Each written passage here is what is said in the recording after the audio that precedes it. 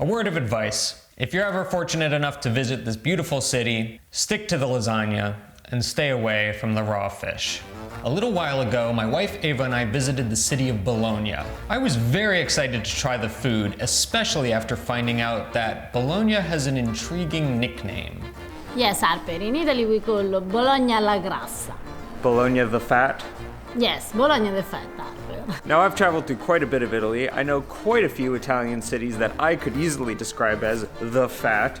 So I'm curious what makes Bologna so special that even Italians call it the Fat City. Okay, Harper, it happens that here in Bologna I have a very good friend of mine. So let me do a phone call and he can explain you why is Bologna alla Grassa.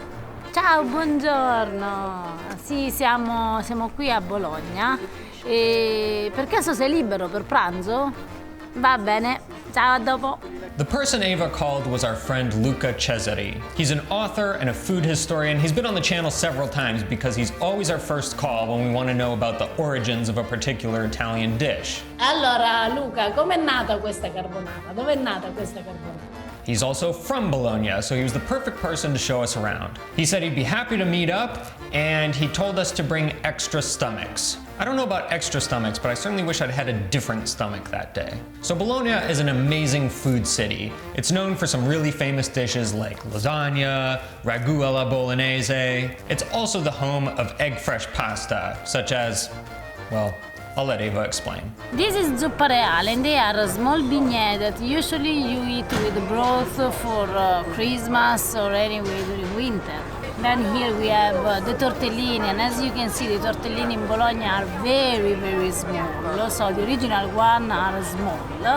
The bigger one are tortelloni. Then we have the ravioli, we have the passatelli, that is a mixture of breadcrumb and eggs. And then we have the gramigna. The gramigna is another egg fresh pasta. You can find in two different versions, egg fresh pasta or spinach egg pasta. Now you can understand why Bologna is the home of egg fresh pasta. Bologna is not the home of raw fish, though. You see, I was really excited to see the food of Bologna through Luca's eyes. I really wanted anything he showed us to be a surprise. We truly had no idea what he was going to have us taste. So the day before, I very, very intelligently thought, I'm not going to eat any of the local specialties. No pasta, no lasagna, no tortellini, no ragu, nothing. So what did I decide to get? A poke bowl.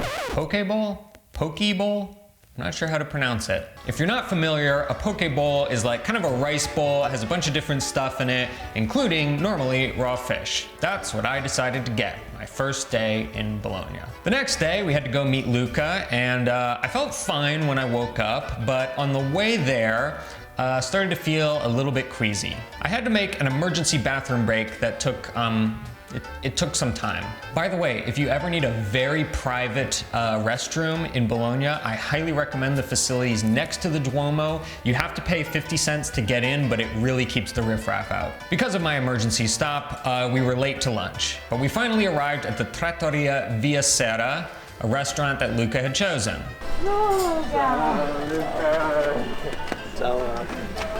Ciao Luca, ben trovato. Ciao! We walked in and the food immediately began to arrive. That's when things started to go downhill.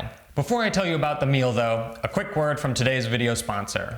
Sometimes we have health issues and we can't figure out the cause. Maybe there isn't a convenient poke bowl to blame. You may be struggling with bloating, constipation, abdominal pain, maintaining a healthy weight, having a weak immune system or constantly getting sick, even skin blemishes or your mental health. It could all be due to the bacteria in your gut. Your gut contains trillions of bacteria. Some are good and some are bad. If your body doesn't have enough of the good bacteria, the bad bacteria flourishes. And that's when those symptoms can start to happen. Ombre Lab makes it really easy to measure your gut health. With their at-home test, you can find out your bacteria levels by testing your poop. Don't worry, it's completely sanitary.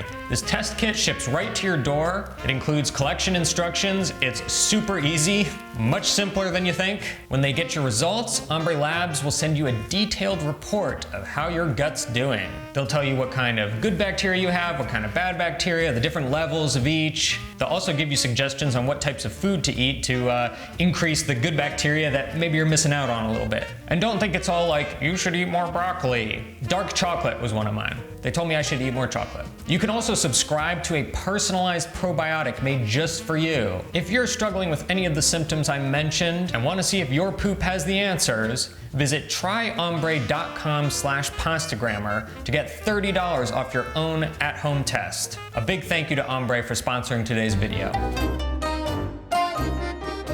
The first dish was tortellini in brodo. I'll let Luca describe it. Questi sono dei tortellini molto classici, quindi con il lombo, il prosciutto crudo, la mortadella, il parmigiano, l'uovo e un po' di noce moscata. Ovviamente vengono fatti a mano e vengono bolliti e serviti nel brodo di cappone. Questo è il mio primo vero tortellino a Bologna, sì. I slurped down my first bite of tortellini, and I have to admit my first thought was, oh no, Luca has chosen a very bad restaurant. It was horrible. Frankly, it was revolting. But then I started to look around the table and I realized Luca is enjoying his tortellini. Eva is very much enjoying her tortellini. And that's when I realized it was a me thing. I've been sick many times in my life, but it's never impeded my ability to eat. I am always hungry. I always have an appetite. This was the first time where even just the smell of food revolted me. I couldn't even taste flavors. All it was just like general salt, savory taste. What is the broth? What kind of broth is it? Eva and Luca launched into an amazing and very lengthy discussion over lunch. They talked all about food and Bologna and pasta, but thanks to my stupidity, most of that conversation is lost to time because I was so focused on trying to hide the fact that I was very, very sick that I forgot to plug everyone's microphones in. And most of the audio is drowned out by the sound of the restaurant.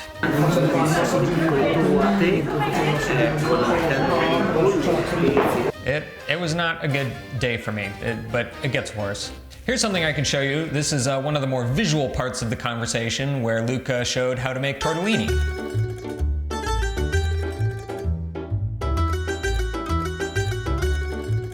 I actually finished the bowl of tortellini, and at this point I thought, okay, I can fake it. See, we had been excited for this day for so long. It was the first time we were meeting Luca in person. It was my first time in Bologna. I really, really did not want to ruin this by being sick all day. So by golly, I finished that tortellini and I said to myself, I'm just gonna power through this. Then the tagliatelle arrived. Just the smell of the Parmigiano cheese that we were sprinkling on the pasta turned my stomach. Now I need to see how they are, if it's real that they are good or not. One of my favorite dishes is ragu alla Bolognese, and that's what we're eating, the real deal, in the real place. And I simply couldn't stomach it. Okay, I'm Italian, so okay, but what the American says. I think I got one bite in and realized that there was just no way I was going to be able to finish this dish. So actually, we finally had to tell Luca, like, okay, we're sorry, Harper's feeling a little off today. But still at this point, I was thinking, I can get through this day. I'll just try one bite of every dish he shows us. Then the lasagna arrives. In hindsight, watching this footage, the lasagna looks incredible. I'm a lasagna fiend. There's never been a day in my life when I couldn't eat a lasagna, except this one.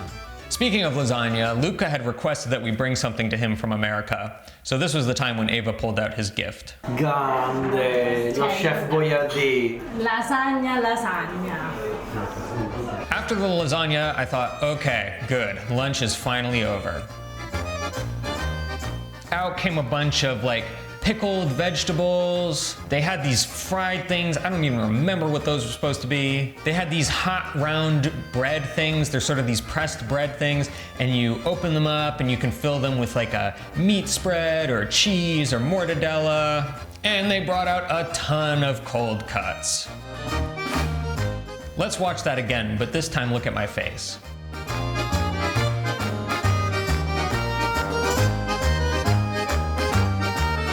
At this point, I was obviously not well to anyone who looked at me. Even the owner of the restaurant noticed. Lui non sta benissimo. Ah, ok, allora. I tried to eat some of that bread with mortadella. I couldn't do it. Lunch was finally over, and it saddens me to use the word finally because normally that would be my dream lunch. What was your favorite dish? It's hard to say. We headed out to learn a little bit about the history of food in Bologna. Allora, noi siamo nel vecchio mercato di Bologna, è un mercato che ha origini medievali e si vede anche dalla larghezza delle strade, un po' intricate. Esatto. Being outside in the fresh air, walking around, I already felt much better. It also helped that I was separated from the food by like a wall of glass.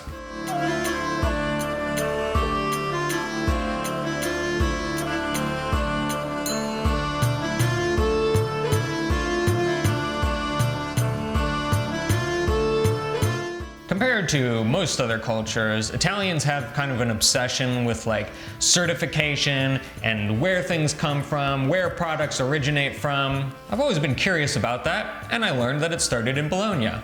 Questa è l'antica sede dell'arte dei salaroli, cioè le persone che facevano i salumi. È stata per centinaia di anni qua la casa dei salaroli, ovviamente erano sparsi per tutta Bologna e facevano salumi, mortadelle per tutta Bologna. La cosa importante è che per esempio nel 1661 il legato pontificio, il cardinale Farnese, che era quello che comandava politicamente Bologna, emanò un editto che spiegava che la mortadella doveva essere fatta esclusivamente con determinate carni, che erano quelle di maiale, e con determinati ingredienti.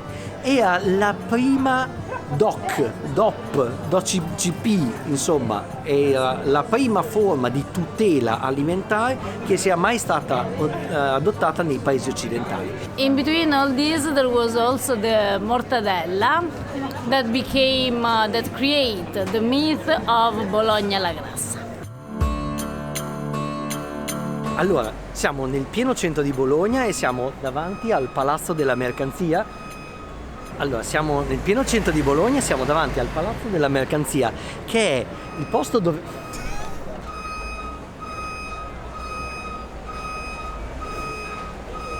This is what happens in Italy. You are doing something and then you turn out to be police, traffic. Siamo nel pieno centro di Bologna e siamo davanti al Palazzo della Mercanzia, che è la sede delle aziende italiane. La cosa particolare è che non ci sono solo questi atti notarili qua dentro, ma ci sono delle cose molto particolari che riguardano la parte gastronomica di Bologna. Il 16 aprile del 1972 l'Accademia Italiana della Cucina ha depositato un campione aureo, cioè una tagliatella d'oro, a costante monito di quanto dovesse essere larga esattamente una tagliatella, che, come c'è scritto qui, deve essere 8 mm. 8 mm è larga, lunga finché si vuole, più la fai lunga più sei bravo a tirare la sfoglia col martello, non può essere di meno o di più, cioè se è più piccola è un tagliolino, se è più larga è una pappardella, e si sono divertiti così a fissare una misura di qualche cosa che una misura in realtà non l'ha mai avuta. Just as I'm beginning to feel better, Luca starts to buy more food.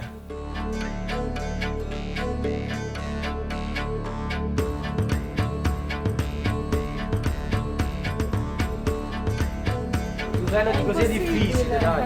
Abbiamo preso il pane, adesso andiamo a comprare la mortadella, il prosciutto, il parmigiano e poi andiamo a far merenda. Di mortadella e un po' di parma, direi.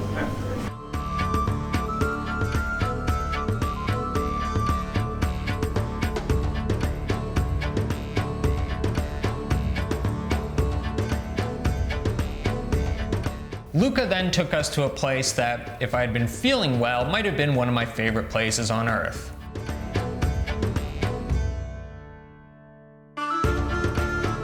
Noi siamo nella più antica osteria di Bologna, che vendono soltanto il vino, che ho da mangiare, te lo devi portare. Quindi noi siamo andati a fare un po' di spesa qua intorno e adesso abbiamo un po' di mortadella, un po' di prosciutto, un pezzo di parmigiano e poi cominciamo a fare merenda. As soon as Luca pulled out all that food, I immediately went back to feeling sick. I tried to nibble on some stuff, but I was really ready to be done with food. It was the perfect end to a day full of eating. And the dinner?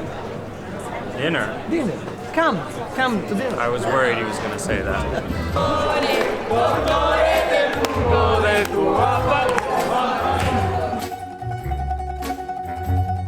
Ok, siamo venuti al ristorante Grassilli, uno dei miei ristoranti preferiti. Ci sono tanti ristoranti a Bologna, questo è uno dei miei preferiti perché è uno dei più carini dentro e fanno da mangiare splendidamente. Adesso entriamo e vediamo cosa ci hanno preparato. Luca, I've heard that in Bologna there's a very light salad. Light salad? One has to try when you're in Bologna. It's a joke. Ok. Well, I can't eat another bite. I can't. I need help. Somebody send help, please. Frankly, I don't even remember this whole meal. It was just a blur. Loro prendono una cotoletta bolognese e l'altra, le due torri. Aspetta, io. Ecco. Com'è il filetto alla Rossini? Io non l'ho mai mangiato. Io lo mangio. Io pure. Via, perfetto. Allora siamo una cotoletta bolognese e 2 filetti alla Rossini. Watching the footage back now, I'm like, I don't even remember that plate. What was that?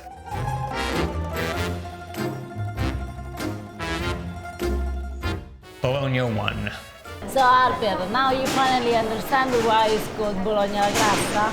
Yes, and I don't need any more examples. I'm full of examples. I'm overflowing with examples. Basta, I get it. I get why it's called Bologna alla Grassa. I cannot say enough how much I was looking forward to this day and how it was absolutely ruined by my stupid decisions. A massive thank you to Luca for showing us around Bologna. He was an amazing host and I was a terrible guest. Da bolognese, qual è il tuo cibo preferito?